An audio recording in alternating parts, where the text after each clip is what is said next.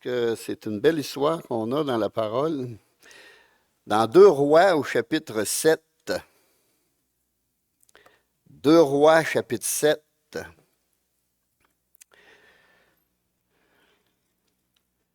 On va lire à partir du verset 1er. Le verset 1er au verset 9. Élisée dit, « Écoutez la parole de l'Éternel. Ainsi parle l'Éternel. Demain, à 7 heures, on aura une mesure de fleur de farine pour 1 sicle et 2 mesures d'orge pour 1 sicle à la porte de Samarie.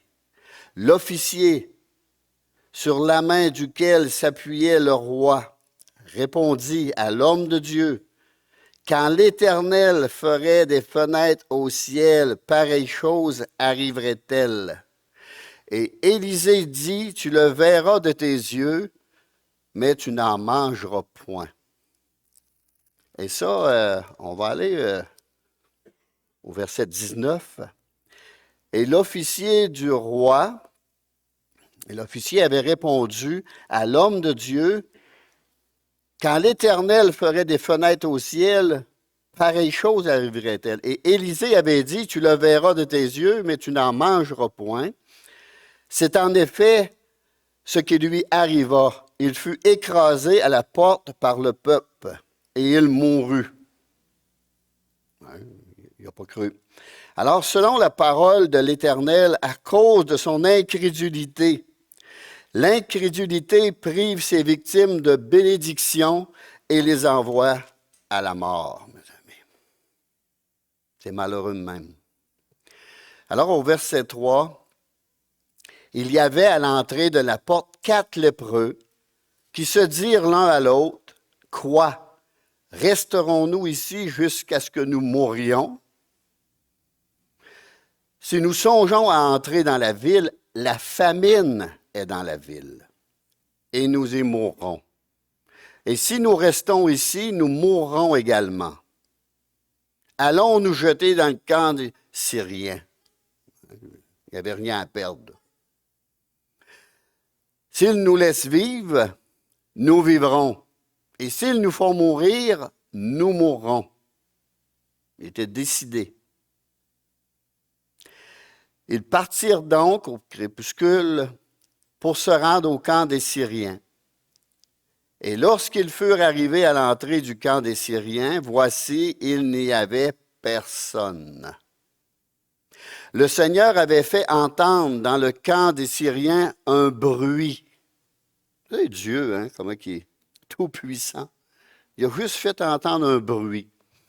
Est-ce audible ou juste à leurs oreilles? Qui sait? Qui sait? Un bruit de chars et un bruit de chevaux. Le bruit d'une grande armée. Et ils s'étaient dit l'un à l'autre, « Voici, le roi d'Israël a pris à sa solde contre nous les rois des Hétiens et les rois des Égyptiens pour venir nous attaquer. » Et ils se levèrent et prirent la fuite au crépuscule, abandonnant leurs tentes, leurs chevaux, leurs ânes, le camp tel qu'il était, ils s'enfuirent pour sauver leur vie. Il n'y avait rien, là. Juste le droit de Dieu. Et l'armée, à grande course. Les lépreux étaient arrivés à l'entrée du camp, pénétrèrent dans une tente, mangèrent et burent, et en emportèrent de l'argent et de l'or et des vêtements qu'ils allèrent cacher. Ils revinrent, pénétrèrent dans une autre tente, et en emportèrent des objets qu'ils allèrent cacher. Puis ils se dirent l'un à l'autre, « Nous n'agissons pas bien. Cette journée est une journée de bonnes nouvelles. Si nous gardons le silence et si nous attendons jusqu'à la lumière du matin, le châtiment nous attendra. » Hein? Le châtiment nous atteindra. Venez maintenant et allons informer la maison du roi. Amen. Seigneur, puisses-tu nous parler par ta parole ce matin? Rends-la vivante à nos yeux, à nos oreilles, Seigneur. Rends cette parole vivante par la puissance de ton Saint-Esprit, qu'on puisse saisir le sens, la comprendre et ce que tu veux nous communiquer ce matin. Ce n'est pas un hasard, Seigneur. Il n'y a rien qui est hasard avec toi, Seigneur.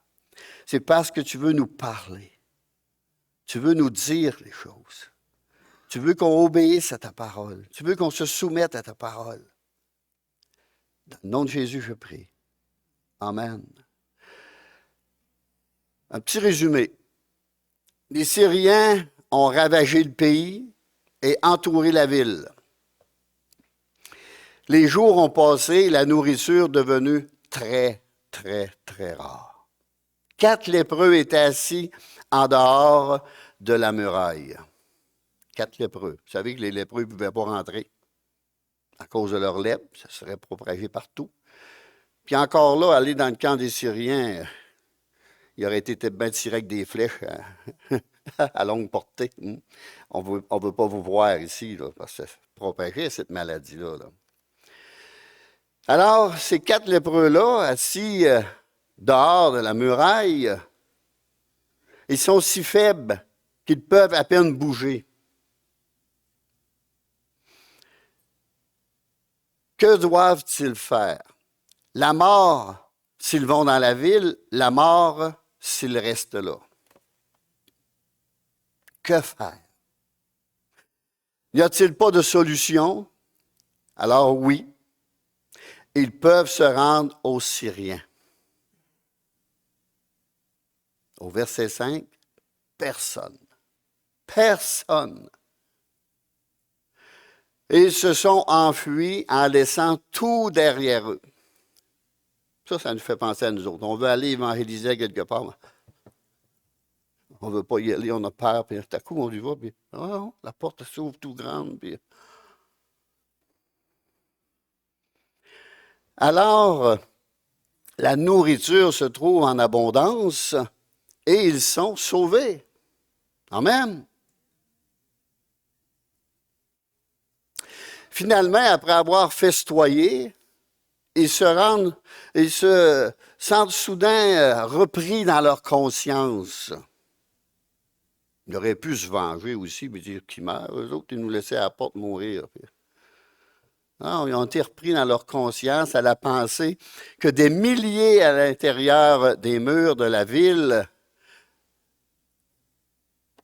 eurent faim aussi, pendant que la nourriture est à la portée de tous et en abondance.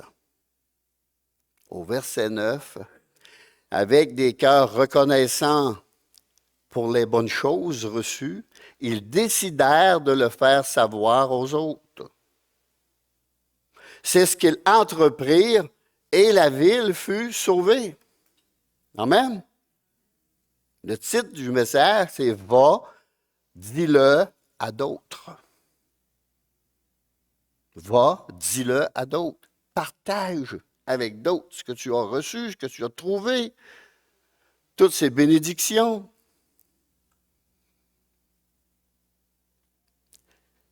C'est le message que Jésus-Christ donne lui-même à son Église. Dans Marc 16, 15, « Allez par tout le monde et prêchez la bonne nouvelle à toute la création. » À tout le monde, sans exception. Voilà la volonté de Dieu pour chaque chrétien, mes amis, pour chacun de nous. Je crois que Jésus est ici ce matin. Amen. Et son message pour nous est « Va, dis-le à d'autres ». Dans Matthieu 28, verset 19, « Allez, faites de toutes les nations des disciples, les baptisant au nom du Père, du Fils et du Saint-Esprit, et enseignez-leur à observer tout ce que je vous ai prescrit. Et voici, je suis avec vous tous les jours jusqu'à la fin du monde. » Est-ce que la fin du monde est arrivée? Un proche. Mais il y a encore du temps. Et Jésus était avec nous. Chacun de nous. Lorsqu'on témoignait que Jésus est à côté, si on le verrait, là, on n'est jamais tout seul. On est avec lui. Nous devons aller à cause de ce qu'il a fait pour nous. À cause de ce que nous savons.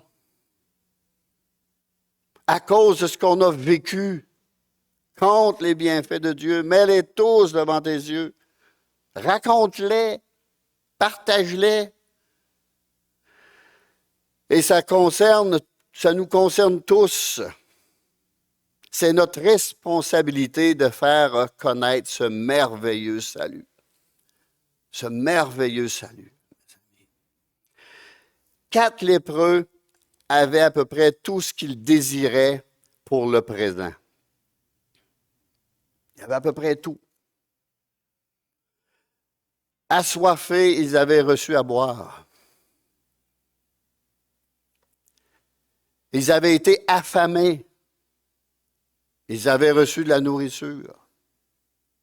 Ils se trouvaient sans aucun espoir. Ils avaient été remplis de nouvelles idées et de nouveaux désirs, d'une joie immense et d'espoir. Mais il y a un petit côté égoïste, hein? Parce qu'ils étaient enterrés, s'ils ont trouvé. Ah, c'est à moi, c'est à moi, c'est à moi. Partage pas ça, garde ça. Ouais. Pauvre homme, t'es lépreux, tu vas mourir dans pas de temps. Pour ce que tu as, pour qui? Hein? Pour qui que ça va être? Il y a une belle histoire dans le Nouveau Testament par rapport à ça. Hein? Alors le Seigneur nous renouvelle. Il est capable de nous renouveler. C'est lui qui fait tout. Vous savez, quand on témoigne à quelqu'un et il nous écoute, c'est parce que Dieu est là et il garde son attention. Si on pense que c'est nous autres, là, détrompons-nous. Une fois, ma mère, elle vient chez nous me visiter. Elle avait à peu près 45 ans de vie chrétienne à cette époque-là. Elle dit, c'est dur de gagner quelqu'un au Seigneur. À un moment, c'est facile. Moi, je témoignais, tout le monde écoutait, puis ça remplissait les églises. J'ai été coupé 6 mois. Pendant que je parlais à un, il se virait de bord, puis il s'en allait. Pendant que je lui parlais, là. Avant ça, il était là, puis j'ai été école. J'étais en train de m'enfler la tête. Je pensais que c'était moi. Non. C'est Dieu. Tout, c'est tout le temps lui. C'est à cause de son Saint-Esprit si la personne écoute.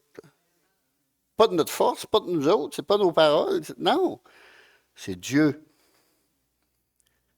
J'ai été obligé de m'humilier devant le Seigneur, de me repentir, de me demander pardon, puis j'ai compris la leçon, Seigneur. J'ai compris la leçon. C'est toi. On lit des livres de missionnaires qui ont eu des grands réveils. Ils s'effacent complètement. Puis c'est Dieu. Mais les hommes, les élèves, mais eux, ils s'effacent. C'est Dieu, c'est pas moi, c'est Dieu, c'est lui. C'est pas moi qui a guéri cet homme-là. Là. C'est Dieu qui l'a fait. Toute la gloire lui en revienne. Alors maintenant, ces hommes, ces lépreux, étaient joyeux et heureux, le cœur content et satisfait. Est-il étonnant qu'il se soit crié au verset 9, « Nous n'agissons pas bien ». On pourrait le répéter. « Nous n'agissons pas bien ». Nous n'agissons pas bien. Cette journée est une journée de bonnes nouvelles. C'est l'Évangile même, mes amis. L'Évangile, c'est la bonne nouvelle que Dieu vient communiquer à l'homme.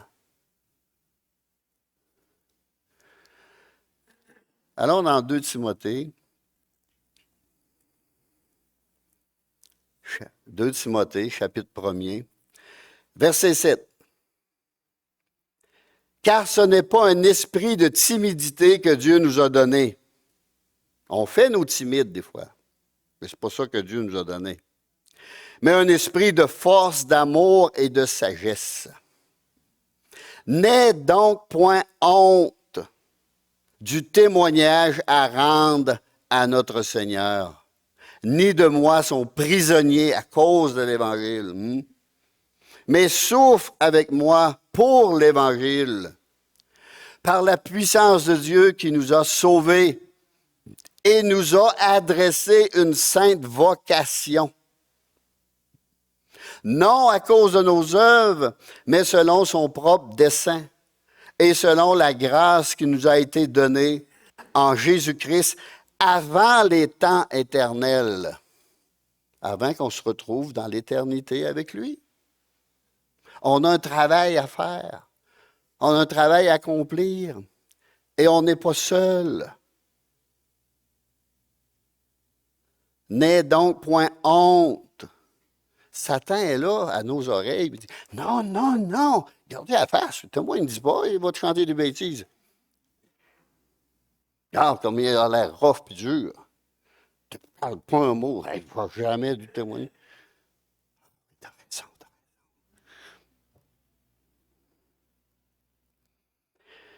Et qui a été manifesté maintenant par l'apparition de notre Seigneur Jésus-Christ, qui a détruit la mort et a mis en évidence la vie et l'immortalité par l'Évangile. Je pourrais continuer à le lire, je le lirai tout, parce que c'est très bénissant de lire cela. Très bénissant. Alors, tout chrétien doit savoir ou dire la même chose par rapport à cela. C'est la bonne nouvelle de Dieu qu'on doit communiquer à tous les hommes. C'est la même chose pour tout le monde, tous les chrétiens. Qu'avait-il en comparaison de ce que nous avons en Jésus-Christ? Leur salut était physique. Le nôtre est spirituel et éternel. Ils ont été délivrés d'une certaine mort, ou d'une mort certaine. Nous avons été délivrés de la puissance du péché, nous, et de la mort spirituelle. C'est ce que Romain me dit.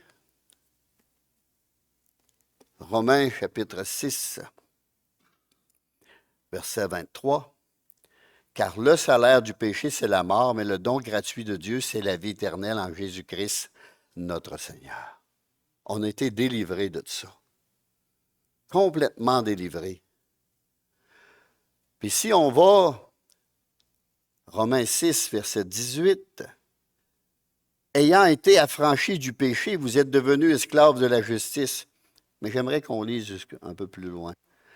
Je parle à la manière des hommes à cause de la faiblesse de votre chair.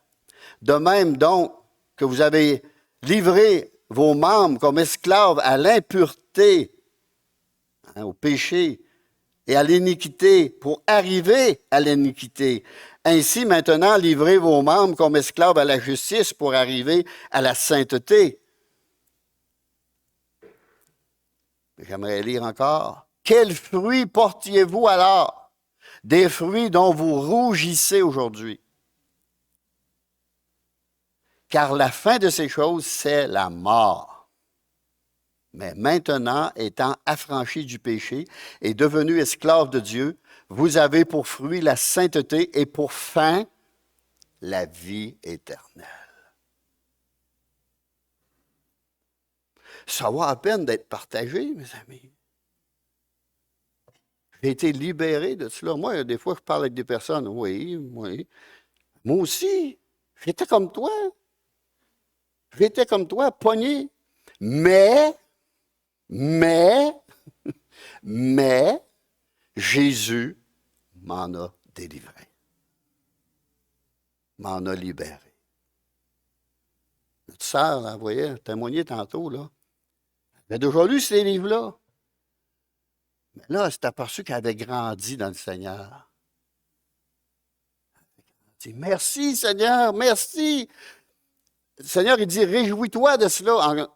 Pas s'enorgueillir, mais de se réjouir pour nous-mêmes. Merci Seigneur. Je vois ton travail, je vois ton œuvre, je vois que je grandis en toi. Je suis en train de devenir un adulte spirituel. Un homme accompli, une femme accomplie. Nous avons été pardonnés, nos cœurs lavés par le sang de Christ. Dieu a fait de nos corps sa demeure, son temple. Nous avons la joie, le réconfort et la vie éternelle, l'assurance de notre salut. 1 Jean 5,13. Je vous écris ces choses afin que vous sachiez que vous avez la vie éternelle, vous qui croyez au nom du Fils de Dieu. Mais on sait à cette heure qu'il faut rester en Jésus. Hein? Il faut rester attaché à lui et accroché à lui. Là. C'est ce que le reste de la Bible m'enseigne. Parce que ça, c'est écrit dans 1 Jean 5. Mais quand on lit chapitre 1er jusqu'à chapitre 5, oh, il y a tout un cheminement. Là.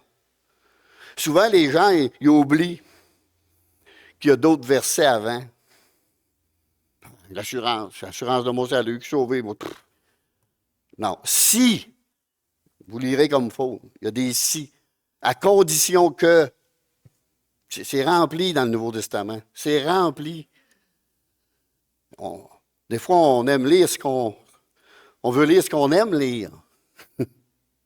Quand ça nous hatouille un peu, là, non. Oh, là. Tout le Nouveau Testament est inspiré de Dieu. Tout, au complet. Même les écrits de Paul, là, c'est inspiré. Ceux de Pierre, ceux des apôtres, c'est tout inspiré par l'Esprit de Dieu. On est face à face avec Dieu quand on lit la Bible. Nous avons quelque chose qui vaut la peine d'être donné et d'être partagé à d'autres. Quel privilège nous avons! C'est un privilège, là. Ils sont là, tout autour de nous, sans Dieu, sans espérance, sans aucun espoir, dans le monde. Si on va dans Éphésiens, au chapitre 2, et on lit le verset 12 et 13, « Souvenez-vous que vous étiez en ce temps-là sans Christ. » On était sans Dieu, nous autres aussi, privés du droit de cité d'Israël, étrangers aux alliances de la promesse, sans espérance et sans Dieu dans le monde.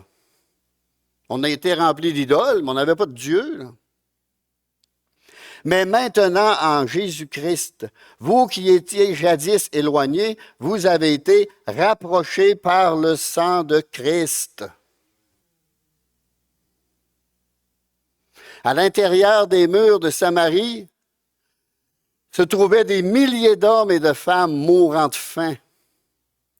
On va aller en lire un peu. Chapitre 6, verset 26. Et comme le roi passait sur la muraille de la ville, la muraille qui entourait la ville, une femme lui cria, « Sauve-moi, ô roi, mon Seigneur !» Il répondit, « Si l'Éternel ne te sauve pas, avec quoi te sauverai-je? » Il est en train de mettre sa confiance dans l'homme. Maudit soit l'homme qui se confie dans l'homme et qui prend la chair sur son appui. Avec le produit de l'air ou de la pressoir, le blé ou l'huile. Et le roi lui dit, « Qu'as-tu? » Elle répondit, « Cette femme-là m'a dit, donne-moi ton fils, nous le mangerons aujourd'hui et demain nous mangerons mon fils. » C'est assez sérieux la famine, là. Nous avons fait cuire mon fils. J'espère qu'il était Moloch, là, il l'offrait vivant. Là, il devait avoir pris le temps de le tuer avant. Là. Nous avons fait cuire mon fils et nous l'avons mangé. Et le jour suivant, je lui ai dit, donne-moi ton fils et nous le mangerons. Mais elle a caché son fils. Il en était rendu là, mes amis. Il était rendu à faire cuire leur propre champ, leur propre enfant, et les manger. Il y a des couples ici qui viennent d'avoir des enfants. C'est des idées qui ne nous passent même pas par la tête, là. On aimerait mieux mourir de faim que de manger. Moi, j'aimerais mieux mourir de faim que de manger mon fils, mais écoute. Pourrions-nous imaginer un plus grand besoin? Manger leurs enfants. La nourriture leur manquait. Et c'est seulement de nourriture qu'il avait le plus besoin. Rien d'autre. La nourriture. Les lépreux, le sachant, décidèrent d'aller leur dire, « Nous n'agissons pas bien. »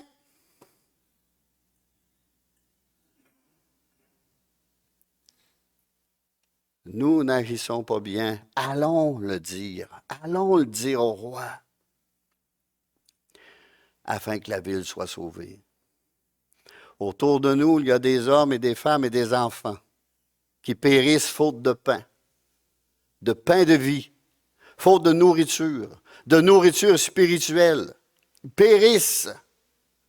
Et dans Jean 6,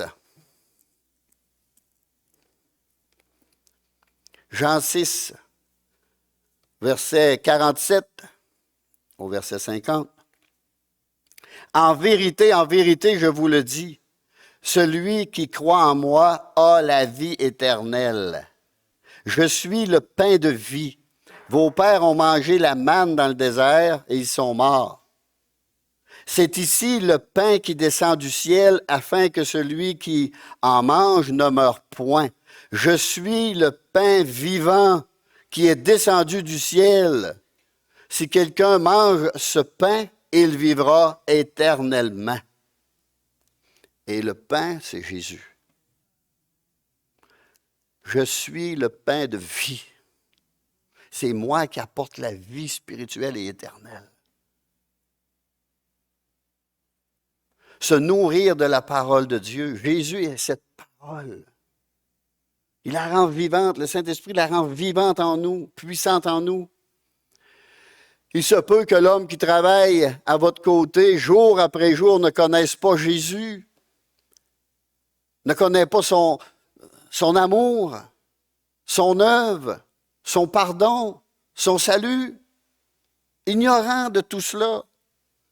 Nous-mêmes, un jour, nous avons entendu la bonne nouvelle et Jésus est devenu notre Sauveur et Seigneur et notre pain de chaque jour, notre pain quotidien. Mais qu'en est-il d'eux? Qu'en est-il d'eux? Leur avez-vous jamais dit ce que Jésus est pour vous? Va, dis-le à d'autres. Dans Romains 10, Romains chapitre 10, verset 8. Que dit-elle donc? La parole est près de toi, dans ta bouche, dans ton cœur. Or, c'est la parole de la foi que nous prêchons. Si tu confesses de ta bouche le Seigneur Jésus, si tu crois dans ton cœur que Dieu l'a ressuscité des morts, tu seras sauvé. Car c'est en croyant du cœur qu'on parvient à la justice, c'est en croyant, en confessant de la bouche qu'on parvient au salut. C'est pour ça qu'il faut parler de Jésus, puis il faut avoir ce nom-là dans notre bouche, puis il faut le chanter. Selon ce que dit l'Écriture, quiconque croit en lui ne sera point confus. Être dans la confusion, on est égaré, on ne sait plus, on est écarté. Hein? Il n'y a aucune différence, en effet, entre le juif et le grec, ça c'est nous, ça, puisqu'ils ont tous un même Seigneur qui est riche pour tous ceux qui l'invoquent. On a parlé beaucoup de sa prière dans la réunion. car quiconque invoquera le nom du Seigneur sera sauvé. C'est une promesse qui est dans la Bible. Une belle promesse que nous avons dans la parole de Dieu. Et Jésus est la réponse à leurs besoins. Et Jésus seul. Et non seulement la réponse à leurs besoins, mais la solution à leurs problèmes. Comme il a été la solution aux nôtres. Nous n'agissons pas bien. Si vous pouvez retenir cela. Un jour, un pasteur parlait à une femme, il dit, c'est quoi j'ai prêché dimanche? Je ne me rappelle pas. Mais, ce que tu as dit m'a lavé. Parce qu'à chaque fois que qu'on entend la parole de Dieu, elle me lave. Je ne me souviens pas de tout, mais elle m'a lavé. Elle m'a lavé, elle m'a nettoyé. Ouais. Je ne me souvenais pas de la prédication. Mais la parole, pendant qu'elle était là, l'avait lavé. Elle avait purifié son cœur, elle avait sanctifié. Elle n'est pas folle. Venez maintenant et allons informer la maison du roi. Ils partirent. Ils ont bougé. Ils ont agi. Ils ont fait quelque chose. Ne commettons pas ce péché du silence. Nous avons la parole de la réconciliation. 2 Corinthiens,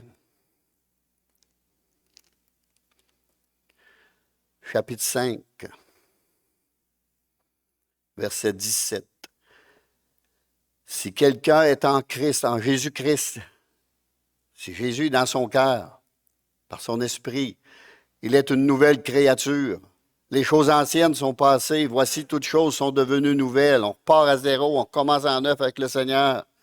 Et tout cela vient de Dieu qui nous a réconciliés avec lui par Christ et qui nous a donné le ministère de la réconciliation à toute son Église, chaque membre. Car Dieu, écoutez bien, car Dieu était en Christ, en Jésus-Christ. Dieu est Jésus. Jésus est Dieu. Réconciliant le monde avec lui-même. Il est venu nous parler. En n'imputant point aux hommes leur offense. Et il a mis en nous la parole de la réconciliation. Chaque vrai chrétien a la parole de la réconciliation en lui. Nous faisons donc les fonctions d'ambassadeurs pour Christ, comme si Dieu exhortait par nous. Par nous. C'est Dieu qui lui parle, mais à travers de notre bouche. Nous vous en supplions au nom de Christ, soyez réconciliés avec Dieu. Soyez réconciliés. Réconcilie-toi, mon frère, ma sœur. Réconcilie-toi, mon ami. Ça presse. Les temps sont courts.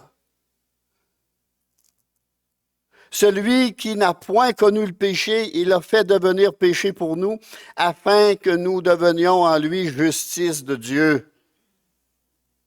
Justifié aux yeux de Dieu par Jésus-Christ, qui a payé ma dette sur la croix du Calvaire, la dette de mon péché.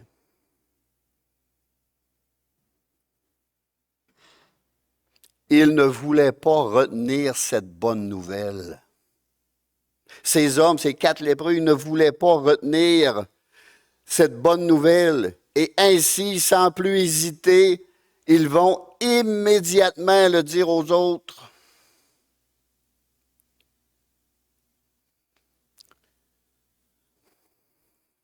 Romains 10.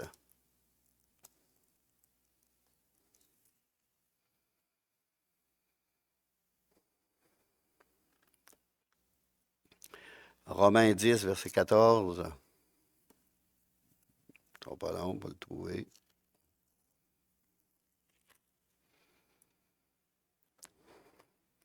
On va lire versets 14 et 15.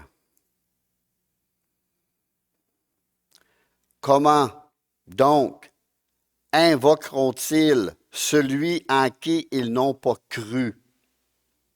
Et comment croiront-ils en celui dont ils n'ont pas entendu parler?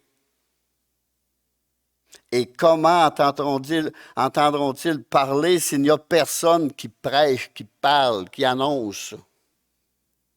Et comment y aura-t-il des prédicateurs s'ils ne sont pas envoyés selon qu'il est écrit qu'ils sont beaux, les pieds de ceux qui annoncent la paix? Ça ne veut pas dire qu'ils ont des beaux pieds et des belles orteils droites, là. Non, c'est leur marche, leur pas. Ils se servent de leurs jambes, de leurs pieds pour marcher. De ceux qui annoncent de bonnes nouvelles.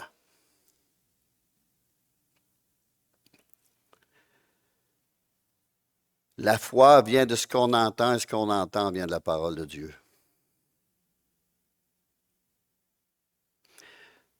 Satan et la chair ne veut pas que l'on bouge. D'aucune façon.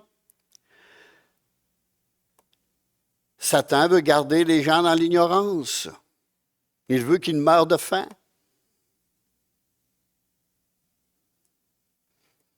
Il veut qu'ils se détruisent et qu'ils se dévorent entre eux autres. Jésus dit, allez. Votre chair et Satan dit, n'allez pas. Et on aime bien s'écouter. Mais n'essayez pas de chercher des versets dans la Bible qui vous disent de rester assis, vous n'en trouverez pas. Le secret de la croissance dans la vie chrétienne, c'est l'activité, mes amis. L'activité. Nous sommes des soldats. Ça veille et ça prévient du danger. Dans Ézéchiel, je me souviens, il y avait un homme qui était venu à la maison, à un moment donné. Je peux le nommer, il est décédé, il s'appelait Michel Vachon. Puis il avait lu ça. Ézéchiel 33, verset 7. Et toi, fils de l'homme, je t'ai établi comme sentinelle sur la maison d'Israël. Tu dois écouter la parole qui sort de ma bouche et les avertir de ma part. Ça l'avait tellement touché, ça. Quand je dis au méchant, méchant, tu mourras, car tu ne parles pas pour détourner le méchant de sa voie. Ce méchant mourra dans son équité et je te redemanderai son sang. Et au verset 11, dis-leur, je suis vivant. Je suis vivant, dit le Seigneur l'Éternel. Ce que je désire, ce n'est pas que le méchant meure, c'est qu'il change de conduite et qu'il vive. Revenez, revenez de votre mauvaise voie. Et pourquoi mourriez-vous, maison d'Israël? J'ai oublié le verset 9. Mais si tu avertis le méchant pour le détourner de sa voie et qu'il ne s'en détourne pas, il mourra dans son iniquité et toi, tu sauveras ton âme.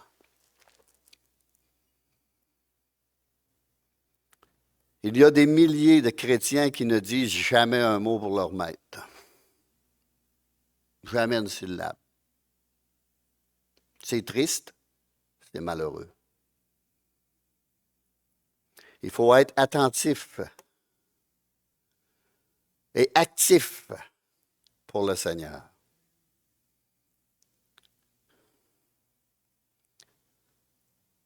Si je retourne dans 2 Rois,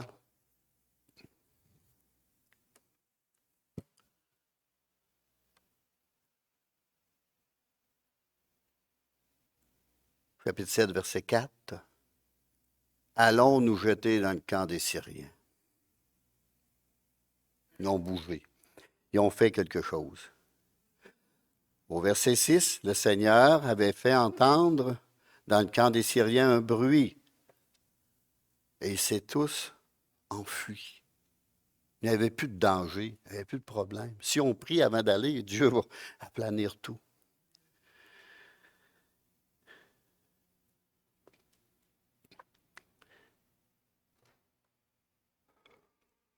Au verset 5, ils partirent. Ils partirent. Et au verset 6, le Seigneur avait fait entendre un bruit. Il faut aller et parler à d'autres. Sinon, on va devenir froid et indifférent. Qu'ils se perdent. Moi, je suis sauvé. Qu'ils se perdent. Ils ne veulent pas m'écouter d'abord, qu'ils se perdent. Des fois, il faut persister, parce qu'il y en a peut-être qui ont persisté avec nous autres. Ils nous disent qu'ils nous ont empêchés de dormir par leur prière.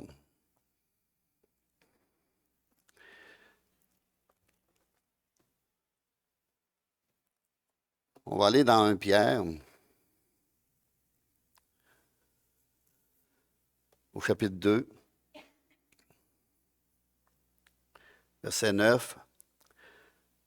Dieu nous dit que nous, au contraire, vous êtes une race élue, un sacerdoce royal, une nation sainte, un peuple acquis, afin que vous annonciez les vertus de celui qui vous a appelé des ténèbres à son admirable lumière, pour une raison aussi, pas juste pour nous sauver, afin que vous annonciez.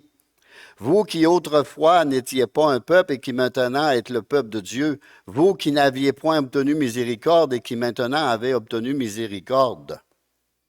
Bien-aimés, je vous exhorte comme étrangers, comme un pèlerin, et voyageurs sur la terre, à vous abstenir des convoitises charnelles qui font la guerre à l'âme. Ayez au milieu des païens une bonne conduite, afin que là, même où ils vous calomnient, comme si vous étiez des malfaiteurs, ils remarquent vos bonnes œuvres et glorifient Dieu au jour où le Seigneur les visitera. Puis un jour, le Seigneur nous a visités personnellement. Mais en attendant, il y en a qui priaient pour nous. Puis qui ont persévéré, puis merci qu'ils puissent obéir, qui ont obéi au Seigneur et persévéré. Alors, avec quel sérieux nous avons prié dans le passé pour les âmes qui périssent, mes amis.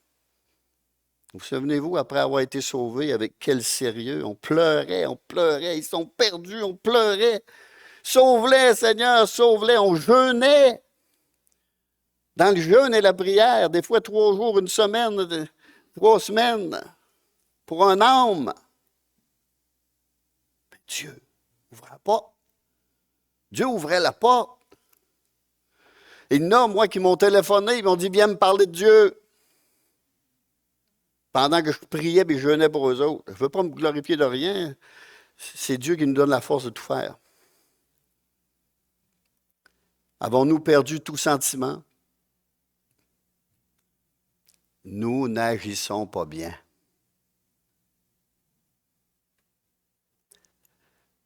Si nous ne partageons pas l'Évangile que nous avons reçu, nous n'agissons pas bien. Si vous avez juste seulement retenu ça, ce 10 bouts de phrase-là, là, vous allez avoir communiqué le message que Dieu a pu communiquer. La terrible destinée des inconvertis ne nous touche-t-elle plus?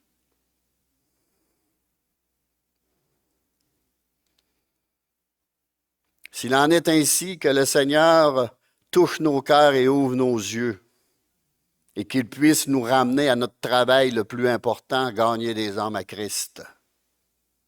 C'est notre travail le plus important, mes amis. Il n'y en a pas d'autre plus important que ça. Psaume 51.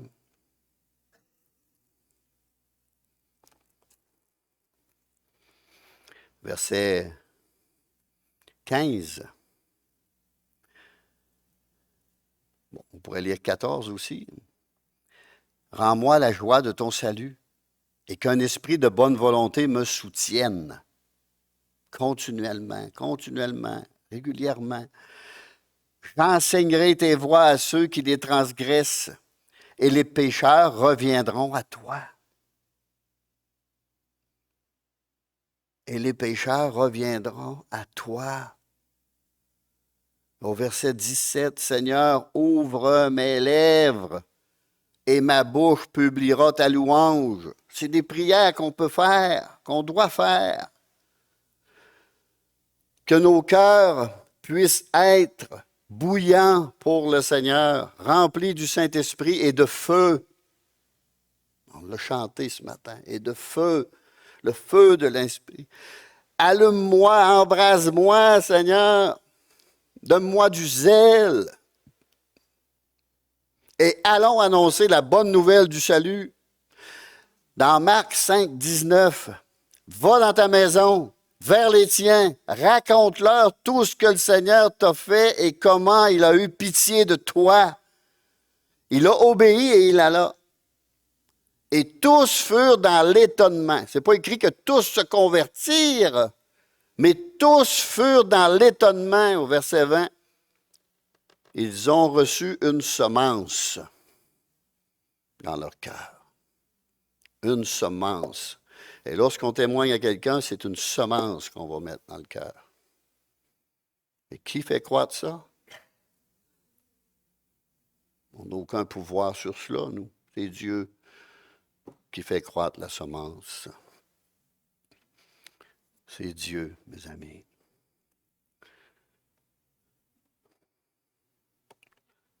Jean 9, 4. Je ne serai plus tellement long, là, je m'en viens épuisé. Jean 9, 4.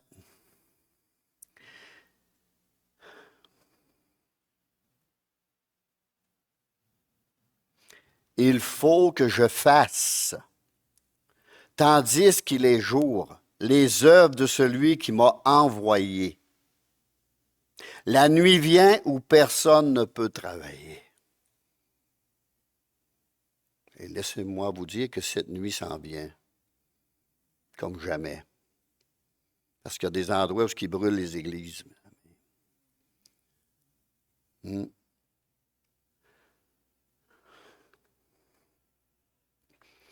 Où personne ne peut travailler. Mais là, on est encore en plein jour. Puis on peut travailler. On peut œuvrer pour le Seigneur. Je termine avec Jean 4, versets 18 et 19. L'Esprit du Seigneur est sur moi. Chacun de nous, mes amis. Ici, c'était Jésus, Master. L'Esprit de Dieu est sur nous. Jésus est en nous. Parce qu'il m'a oint pour annoncer une bonne nouvelle aux pauvres. Master, c'est nous qui annonçons une bonne nouvelle aux pauvres spirituels. Pour guérir ceux qui ont le cœur brisé, le cœur déchiré, le cœur en miettes. J'ai mal. Il y a des personnes qui nous disent, j'ai mal, j'ai mal, j'ai mal. Ils ont été répudiés.